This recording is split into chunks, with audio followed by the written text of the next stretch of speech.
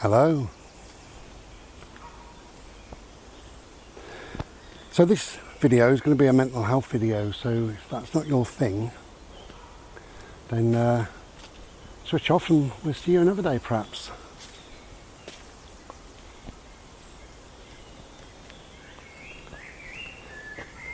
Can you hear that? So I'm going to talk about a panic attack, and it's a panic attack that I had last Wednesday. I was really surprised because I've had 8 panic attacks, and I haven't had one for a long time, many months, and suddenly Wednesday, you know, there we were.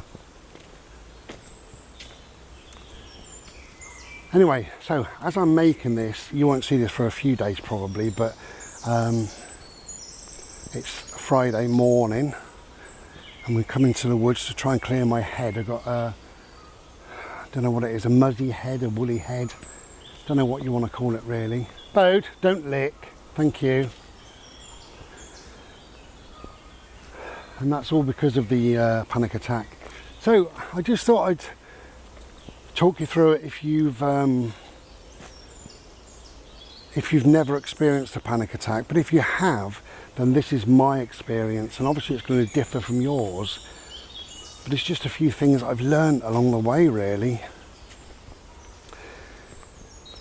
So I made a video about a week or so ago now, or actually over that, about 10 or 12 days ago, saying I've got a number of appointments coming up, which I have. And I had to phone up and organise my bloods. I had to phone the hospital and ask if I can take somebody with me and, you know, do other things. And I couldn't do it. I just couldn't. I do struggle with that. And so, yeah, I couldn't. And days went on and days went on. And I started to, you know, build it up as something big. Why can't I do this? You know, why? I promised myself yesterday I would do it. And I was saying things like, right, today I'm going to do it by 10 a.m. This way, please. By 10 a.m. And, you know, 10 o'clock would come and I'd think, well, I'll make a Slurpee and I'll do it by 12. And 12 o'clock would come and I'd be tired. And I'd say, well, I'm going to go and have a nap. You know, but I will do it by 2 o'clock. And that's how it went day after day after day. And then I got a letter in from the hospital to say about one of these tests, you know, what's going on and things like that. And I struggle again to open letters sometimes. Then I got another letter that was forwarded from the hospital to my doctor, so they forwarded it to me, which they have to now. And that was to give me basically the results of one of the tests, or you know, much as they can gather. Hello.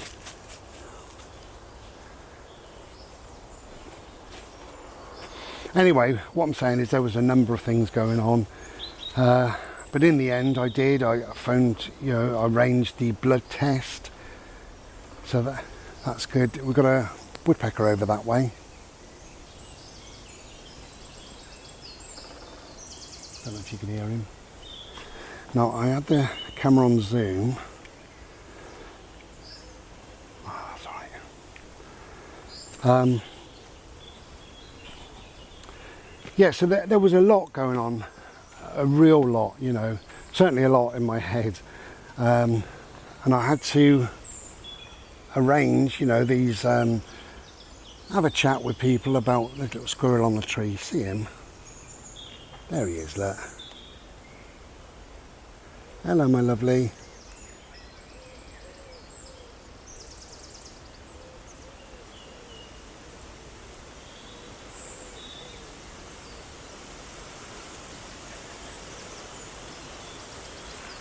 Anyway,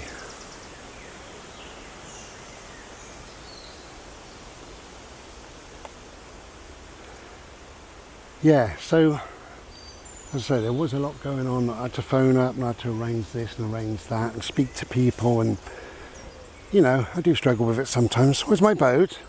Are you here? Oh, there you are. He does this. Bless him. It can be good sometimes.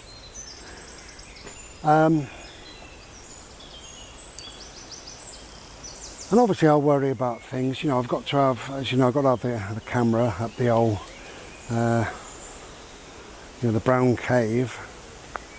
And I said in the video anyway, you know, I'm going to speed this up, I said in the video that they weren't very good, and they said, right, okay, get changed, see you in the office. So I went into the office and they said, you got cancer, you know, that's how it was. So that's my real worry. I don't know what they're going to say this time. I just hoping, you know, they just say everything's fine, you know. But whatever, it's a horrible experience.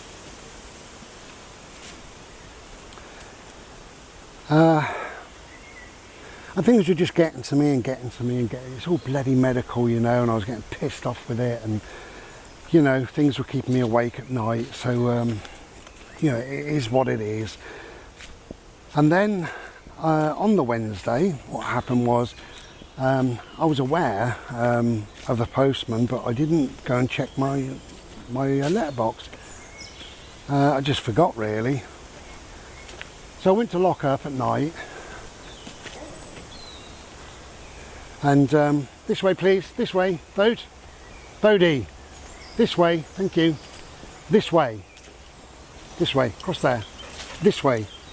This way. No, this way. Bodie. This way. Bode. This way. Thank you. No, this way. And so I went to lock up about 10 o'clock, and there was a letter on the floor through the letterbox. And I recognised it straight away. It's from the bloody hospital. Now, if I don't open a letter immediately, then I don't open it. So I couldn't go to sleep or anything. I had to go and open the letter. So I opened up the letter. And do you remember me saying, FF, I'm sure you'll agree with this, or have I got it wrong? We saw a wonderful nurse called Alison, I believe her name was, and she said it was like the first and the 5th year that you have to go in and have the old camera, and then the 2nd and the 4th year you have to go in and have a CT scan. Do you remember? I do. I'm sure of that. Oh dear, I'm tired today. Alright, my little boy. There we go, I'm just taking 10 minutes.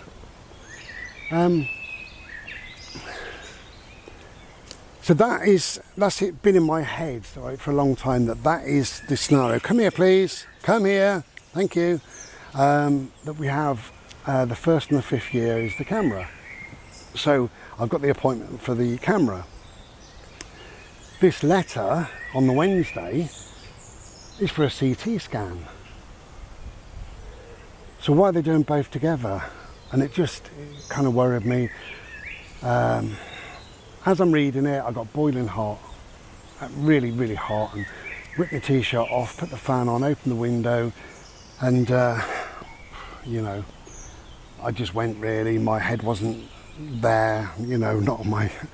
I was in the CT scan, I couldn't breathe, and things were crushing on my chest, and it was awful. You know, the room was going black, and I was getting dizzy, and my head was throbbing like mad, and you know, I couldn't breathe. And it's a funny thing, because I'm on a beta blocker because I've got a heart problem, so that slows the heart down, and I've got quite a slow heartbeat anyway, which I like, because that kind of keeps anxiety at bay. That's all I believe.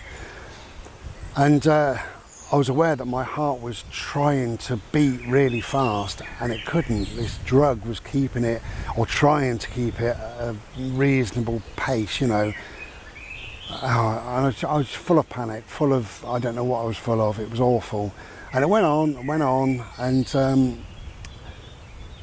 I told myself, you know, I said, I'm not going to die. This is a panic attack. Let it go. You know, it will pass. Let it go. This too shall pass. Let it go. This too shall pass. That's what I said. This too shall pass. This too shall pass. Let it go. Let it go. And I just breathed my way through it, and I breathed my way and breathed my way. And then I started to get the trauma, not the trauma, the tremors, and I shake. Right? I shake uncontrollably.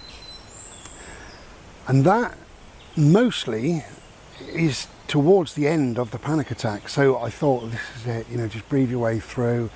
And then, you know, I had a few tears. I felt really, really upset, really emotional, which I do. Just felt absolutely awful. This is how I feel, you know, when I have a panic attack. It's not nice at all. Anyway, I forgot. I joined this thing called No Panic. Is he licking? Bodie? Bodie. Hello, darling. Please don't lick. Join this thing called No Panic, which you can join online and what have you. I think I paid 20 quid for the year.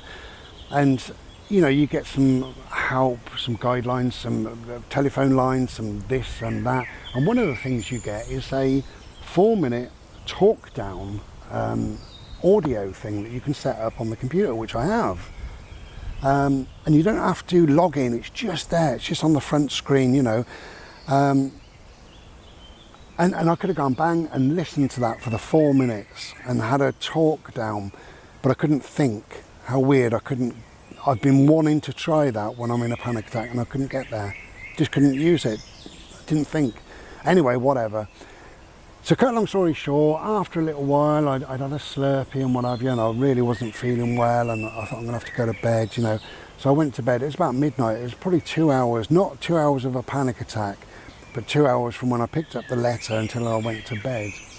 And the panic attack probably lasted 20 minutes, maybe 30 minutes, something like that. So not massively long, but long enough.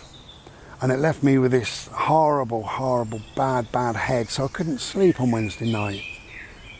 And people are lovely. People say I'm always there for you. Well, it's midnight, you know. You imagine me phoning somebody at midnight and saying anything really. Anyway, so I didn't phone anybody. I just went to bed and, you know, I tried to go to sleep and I just listened to music for most of the night really, and suffered this headache, and I had a couple of glasses of water and it seemed to dissipate slightly, you know, but it's still with me now. This is Friday and I still feel kind of washed out. I really do. It's weird. But anyway, you know, it is what it is, and, you know, I'm fine really. And we're out today, so that's good. I wanted to come out yesterday and I didn't feel really well enough, you know. And I was going to speak to a friend of mine, my lovely friend Lisa, and again didn't feel well enough. So anyway, you know, I've learned a lot really through panic attacks, and one thing, the main thing that you've got to remind yourself if you ever have a panic attack is you're not going to die. Nobody has ever died through a panic attack. And as much as your head is telling you, you know, this is it, you know, you're going to die, because it is that severe. I mean, you get everything wrong with you all at once and then some, you know. When you've got a broken leg, you've got a broken leg. When you've got the flu, you've got several things, you know, from a snotty nose to a sore throat to a bad back, and you're tired and you're hot. You know, when it's a panic attack, it's everything. Every last thing is thrown at you. All you can do is stay alive during it, you know, just try to survive it. And this sounds wrong really. For me, it'd be easier if I died. If I had a panic attack and I died, that would be easier than surviving it. It really would, you know. It's a difficult thing to explain, to manage, to deal with. It's absolutely awful. One of the worst things ever. But, you know, I've learned a lot, and I do tell myself, or I do try and tell myself as much as possible, I'm not going to die, you know, this will pass, you know. This too shall pass, that's my big saying, this too shall pass. And I remember saying that over and over and over again. So if you can find something, some little mantra, some saying, some way of being, whatever. I have heard that some people have an elastic band on their wrist. And when they're in the height of something like that, they can snap, you know, just pull it and go crack like that. And that brings them into themselves, back into their body, and that helps. Whether that would help me or you or whatever, I don't know. But there's ways of managing that we've all got. And, you know, we will learn ourselves what works for us, you know. And for me, really, it's just to ride it out, to let it out, to know what's kind of going on. And I do, but my head gets so woolly, so confused, that I'm not really quite sure. And, you know, I can even think sometimes this is a panic attack, and then my head is saying, no, it's not, you're dying, this is it, you know, this is your last moments now. And I don't quite know what's right, you know. I really struggle with that. So there are no easy answers. It is what it is. But because I've been through now 9 panic attacks, this one was easier to manage, I have to say, easier to manage than your panic attack number 4 or 5 or 6 or 7. The worst one, that was in the MRI, that was my first panic attack. And I had no idea what was happening, obviously. So that was awful. Anyway, it is what it is. I found now with the medication that I'm on, and also I'm on medication for panic attacks as well, is that a couple of things. It's left me very, very tired most of the time, but now that I've been through a panic attack on the medication, it's left me feeling, well, it's certainly, I've got a headache, you know, and I feel slightly off, like I'm not very well, but I'm fit and active and everything else, but I just feel that things are not quite right. But that's the medication, which is keeping things at bay. That's what it's doing. So what I've got to do is get used to the medication. So if I have another panic attack, then I will understand, you know, what's going on. Oh, it's so difficult, you know. But anyway, as I say, life is good and good gets better. Will you stop rubbing your face in there? Come here. Look at your bloody nose now, man. What are you going to do? Eat it? Are you going to eat? Look at the state of you. No, look at you. Good Lord, man. Oh, honestly. You, I love you. I do. I love my boy. Anyway, so I've got to go and get some milk, and then back home for a Slurpee. I'm going to have a nap today. Thank you very much, my friend Martin. I did speak to my friend Martin yesterday. That's Thursday night. So the panic attack was Wednesday. Spoke to my friend Martin on Thursday afternoon, I believe it was. So that was really lovely. Thanks, mate. Appreciate that. And I'll be speaking to my friend Lisa tonight. That's Friday night.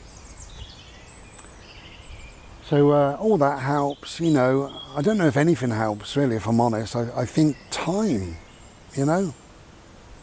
It's like grieving, isn't it, really? You know, when people say, I'm always here for you and all the rest of it. And that's all lovely. Bodie, don't hide behind that tree because I know exactly what you're doing. Where was I? Oh, yeah, grieving, yeah. So it's like grieving. Nothing gets you past it. Nothing. You don't get past it. Nothing really helps apart from time. Time is a great healer. You know, after 6 months of a loved one passing, you do feel a bit better. And after a year, you feel better than you did 6 months. And 10 years, you feel better than you did 1 year. It's just time. And with a panic attack, it is just time. You need a day or two to get over it. Or at least for me, that's what I found. You may find it different altogether. You may do, I don't know. Anyway, so I just thought I'd put that out there because this channel is always about openness and honesty and stuff like that, really. And I just want people to know what's going on with me and with them. And if things can get easier, come here. Thank you. Hi. Sit. Are you all right? Hello, how are you? Well, I've been here for nearly an hour chatting. that guy who kind of interrupted the ending really of the video is a very keen bird spotter. He's got a camera, well, a lens on his camera that's as long as my arm. So probably worth a few quid. Yeah, and he was just chatting about life and, you know, he had COVID and things like that, you know. So anyway, and then his mate came along, and so all three of us have been putting the world to rights. So I'm not sure where I got to, but I think I ended the video really. I've got nothing to say any more about panic attacks really, apart from if you ever have a panic attack yourself, you know, try if you can, it's difficult, but try if you can to hold in your mind that this too shall pass, that it will be over, life will move on, life will return to normal, you won't die, it's not going to kill you, it's not going to harm you, might make you feel a bit washed out or whatever, headachy or something, but you will be okay, you will get through. That's all I wanted to say really, and hopefully the next video might be a bit more cheerful. We'll wait and see. So just on the back of that, my July is full of stuff now because of all of that. I've got 2 separate blood tests. I've got the camera procedure. I've got the CT scan. I've got the heart specialist. Pardon me. And other things, you know, it just goes on and on. But whatever, it's just get rid of that month and then we'll be into August and things will be good. So, take good care. We'll be back another day. Be as well as you can be. Take care. Bye.